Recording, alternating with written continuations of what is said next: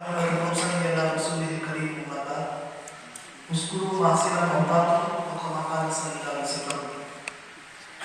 महफिल मौसज़ी अब्दुल लतीफ़ जाफ़री साहब को मैं बचपन से इसलिए जानता हूँ कि हज़ार वली में वो रिहाइश पज़ीर थे और करीब मेरा भी मकान था। जिस वक्त अनवार मुस्तफ़ा मस्जिद की तामीर हो रही थी बिल्कुल शुरू में, उस वक्त वहाँ सड़कों के बड़े मसाइल थे। यानी आप समझ लीजिए कि उस वक्त जो मामला चला करता था कि एक वार्ड एक मिंबर का मामला था। उस वक्त अब्दुल लतीफ़ साहब जो है लतीफ़ जाफ़री साहब ने जिस बात से सड़कों की तामीर का मामला है या महल्ले में जो इस्लाही कमेटी बनाई गई थी उसमें भी उन्होंने अहम किरदार अदा किया था। इसी के साथ साथ मैं मुख्तसर अपनी बात कर रहा हूँ कि जिस वक्त जिस खास फिक्र के वो मुतामिल या तर्जुमान थे उसके लिहाज से कभी उनका घर मरकज़ बना करता था या उसमें जो बड़ी महफिलें हुआ करती थी उसमें रफ़ी जाफ़री साहब बड़ी चापतमस्ती के साथ अपने कामों को अंजाम देते थे। वहीं पर भी अब्दुल खालिक सिद्दीकी साहब ने बहुत अहम बात कही कि जब भी शाहनामा की तरक्की या शाहनामे का जिक्र आएगा तो लतीफ़ जाफ़री साहब उनका नाम ज़रूर लिया जाएगा। एक खामोश मिजाज और खामोश लिखने वाला एक ऐसा शख्स था जिसने बड़ी वसीयतें भी बर्दाश्त की। जल्दी मेरी मुलाकात भी हुई। जिस साल से उनके घर के मामला थे, जिस साल से उनके फर्जंद बीमार भी, इस तरह की दीगर चीज़ें थी, वो बड़े फिक्रमंद रहते थे। लेकिन एक ख़ास आखिरी बात बोलूँगा, आदमी बड़ा गयूर था। उन्होंने अपनी कभी गैरत से कभी गुलनशी के अपनी गैरत का कभी उन्होंने सौदा नहीं किया, बल्कि जिस हिसाब से भी जिस गुर्बत के साथ या कसम कुर्सी के साथ या जिन हालात के साथ रहे, बहरहाल अपने कलम का उन्होंने हक अदा किया। और आखिरी बात आपके सामने अर्ज़ करूँ कि जो नए लिखने वाले हुआ करते थे वो उनकी हौसला अफजाई भी किया करते थे। जिस वक्त मैंने शाहनामा में लिखना शुरू किया तो कई मतलब ऐसा हुआ कि हमारी दुकान थी अल्फला बुक डिपो, वहाँ पर अक्सर असबाब आ जाया करते थे और बैठ कर पर इस्लाही पहलू की तरफ तवज्जो भी दी जाते थे, वहीं पर वह हौसला अफजाई भी किया करते थे। बहरहाल दुआ कि अल्लाह ताला मरहूम की मग़फ़िरत फरमाए और जिस तरह से उन्होंने अपना कलम का हक अदा किया उस तरह से हम तमाम लोगों के नक्शे कदम पर चलने की तौफ़ीक़ अता फरमाए। लतीफ़ जाफ़री साहब के बारे में अखबार में तो मैं देख चुका हूँ, लेकिन उनकी जो नशिस्तें थी तरक्की पसंद मुसलमान की बेबाक आफिस में कम्युनिस्ट पार्टी ऑफिस में हुआ करती थी। इस्माइल राज अपने जाफ़री साहब, अहमद उस्मानी, ऐसे बहुत सारे लोग नशिस्त में जो होते थे और बहुत अच्छी बहस होती थी। जाफ़री साहब का किरदार हमेशा अच्छा रहा है और वो उसके अलावा पार्टी में नए आने वालों के लिए भी अच्छी राय दिया करते थे पार्टी फलसफे के ऊपर। तो सहाफ़त के मैदान में भी वो हमेशा लिखते आए हैं और मेरे साथ विभाग में भी वो कई बरस काम किए। अब आप उनकी उम्र के हिसाब से जरा इन्हें और उनके परेशानियाँ भी रहती थी, उसमें फिर थोड़ा सी वो आखिर में वो हो गए, लेकिन फिर भी हिम्मत करके कहते थे। उम्र भी ज़्यादा हो गई थी लेकिन आखिर तक वो इसमें जुड़े रहे और अदब से भी उनका बड़ा लगाव रहा है। बाहर गाँव में हिम्मत तरक्की मुसलमान की नशिस्तें वो करते, वहाँ भी वो जाया करते थे। कारपोरेशन के भी जब दौर में था तो पार्टी से मुंसलिक नहीं थे, लेकिन उसके बाद रिटायर हुए तो कम्युनिस्ट पार्टी के मेंबर भी बने और हर मीटिंगों में शिरकत भी करते रहे। बहरहाल उनकी जो खिदमत है तो शहर जानता है, तो इसीलिए मैं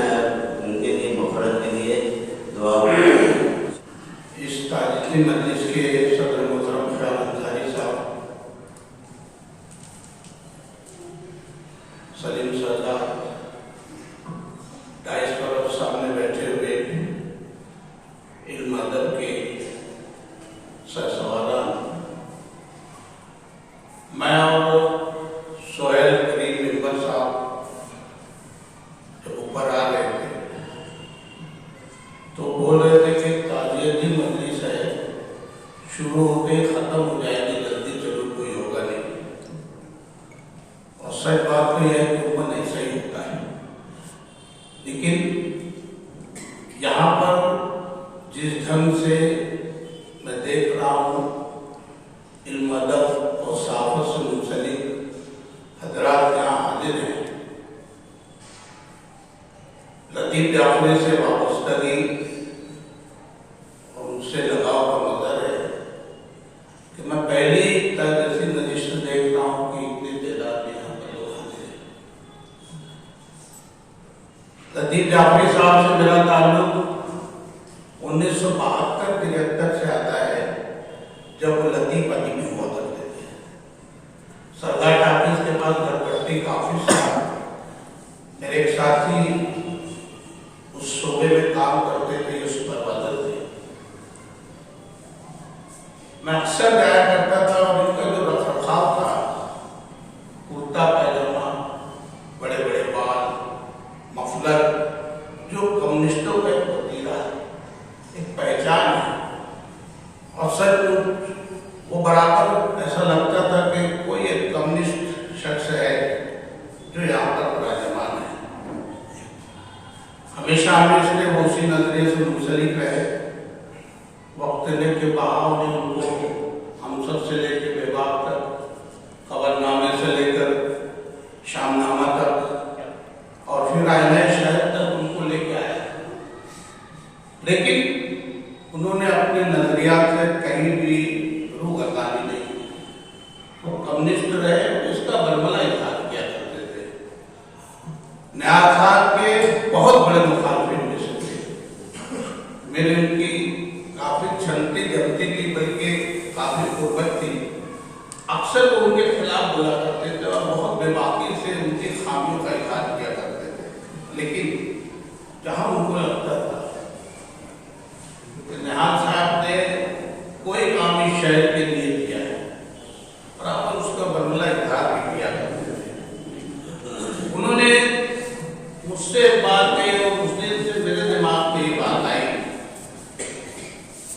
وہ کہا کرتے تھے کہ نیاز صاحب کے بارے میں لوگ بولتے ہیں کہ نیاز صاحب نے اس شہر کو کیا کیا، وہ کہا کرتے تھے جعفری صاحب کہ نیاز صاحب نے اس شہر کو مسلمانوں کو سر اٹھا کے جینے کا طریقہ سکھایا، اور یہ بہت بڑا کام اس شخص کا ہے۔ وہ زندگی کے مدنظر نشے و فراغ سے گزرتے رہے، لیکن مجھ سے پیشوا مقررین نے کہا کہ انہوں نے کبھی بھی اپنی خودداری کا سودا نہیں کیا۔ ابھی نعمانی ٹائمز کے مدیر خالد صدیقی صاحب بول رہے تھے کہ جہاں بھی شام نامے کا ذکر آئے گا وہاں لطیف جعفری صاحب کا نام ضرور آئے گا، اور سچ بات تو یہ ہے کہ شام نامے کو صنعتکاروں تک پہنچانے میں، اس کی تعداد بڑھانے میں، اس کی ترقی میں جعفری صاحب کا بہت بڑا ہاتھ ہے۔ جب اس شہر میں رنگین نوال پذیر ہوئی، رنگین کا کاروبار نوال پذیر ہوا، اور گرے کا مارکیٹ چڑھتی پر آیا، تو مجھے یاد ہے جعفری صاحب باقاعدگی سے تانبا کاٹا گیا کرتے تھے، وہاں بیٹھ کر بڑے بڑے ویپاریوں سے، صنعتکاروں سے سوٹ کے بھاؤ، کپڑے کے تعلق سے کپڑے کا بھاؤ، پوچھ تیز، گرتی اٹھتی مارکیٹ کی تبدیلی کے تعلق سے، اور مستقبل میں کیا ہو سکتا ہے اس کا ایک خاکہ و برابر شام نامہ اخبار کے ذریعے لوگوں تک پہنچایا کرتے تھے۔ یہ بہت بڑا کام انہوں نے شہریان کے لیے کیا، اور اگر میں غلط نہیں بول رہا ہوں تو شام نامے کے اوپر ان کا ایک بہت بڑا احسان ہے۔ خالد صدیقی نے کہا کہ اس شخص نے کبھی بھی قلم کا سودا نہیں کیا، انکساری محبت، میل جول، اور جس ڈھنگ سے ان کا بولنے کے انداز تھا لوگوں کو گرگدہ کر لیتا تھا، اور آج یہاں اتنی بڑی تعداد اس بات کی ضمانت ہے کہ وہ شخص بے طرف تھا۔ میں ان کے لواحقین سے، ان کے خاندان کے افراد سے یہ گزارش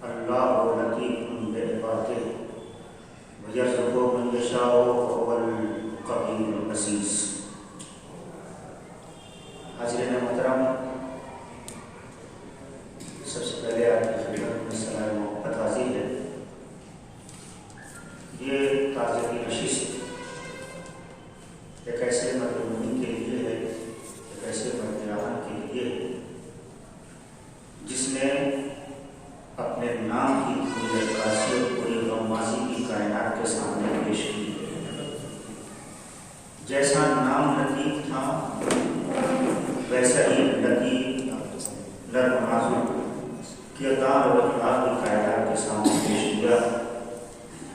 اور سب سے بڑی بات کہ اس پراشوق زمانے میں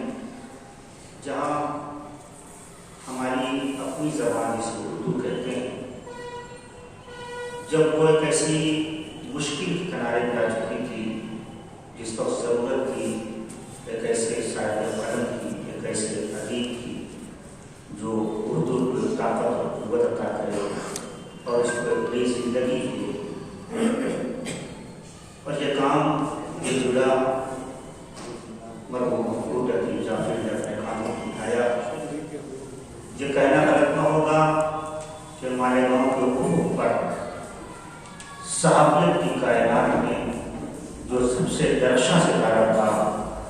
اس میں سے ایک ستارے کا نام ادیب جعفری تھا. یہ ہماری بدقسمتی کہ وہ ستارہ غروب ہو گیا اور ہم اس سے اس طرح سے پیسہ اور اس سے جس طرح سے ہمیں پیسہ ہونا چاہیے تھا. یہ مشکل کی گھڑی ہے مگر ایسے ہی موقع کے اوپر قرآن کریم نے تعلیم کی اور اس نے فرمایا کہ وہ بشر الذین اذا اصابتهم مصیبہ قالوا انا للہ وانا الیہ راجعون. اس کائنات میں جو بھی آیا ہے اسے پروردگار عالم کی بارگاہ میں لوٹ کے جانا ہے. انسان اپنے ماضی کو بھول کر کے اگر اپنے مستقبل کو یاد کر لے اور سوچ لے کہ کیا ہونے والا ہے، یہ انسان کی حقیقت کی بندگی ہے. بلاخر یہ سکنے کا موقع ہے کہ جاکا عالم کائنات کے سامنے بالخصوص اہلیان شہر اور بالاخص خانوادہ مرحوم کے لیے ہے. میں اہلیان شہر بالخصوص صحافت سے اپنے دلوں منسلک ہیں، یہاں پہ تشریف رکھتے ہیں، ان کی بارگاہ اور بالاخص مرحوم کے خانوادے کی بارگاہ میں ہر تسلیت پیش کرتا ہوں اور پروردگار عالم کی بارگاہ میں دعا کرتا ہوں کہ پروردگار ان کو صبر جمیل عنایت فرمائے اور مرحوم مفقود کو جوار معصومین اعلیٰ علین میں جگہ عنایت فرمائے. اور جس طرح سے انہوں نے اپنی دنیا کی چار چاند لگایا تھا، پروردگار اسی صورت میں ان کی آخرت کی زندگی کو بھی روشن و منور فرمائے. وآخر دعوانا ان الحمد للہ رب العالمین والصلاۃ والسلام علیکم ورحمۃ اللہ وبرکاتہ. یہ تعزیتی نشستیں ہیں، اس میں اب لطیف جعفری صاحب کا جو ہے جو بھی ان کے کام تھے وہ بہت اہمیت کے حامل تھے اور انہوں نے بہت ساری چیزیں وہ کی ہے جس کو گنانا مشکل ہے. اس لیے میں راشٹریہ مسلم مورچہ کی جانب سے ان کو تعزیت پیش کرتا ہوں اور انہوں نے جو اچھے کام کیے اللہ ان کو اچھے سے اچھا صلاح عطا فرمائے.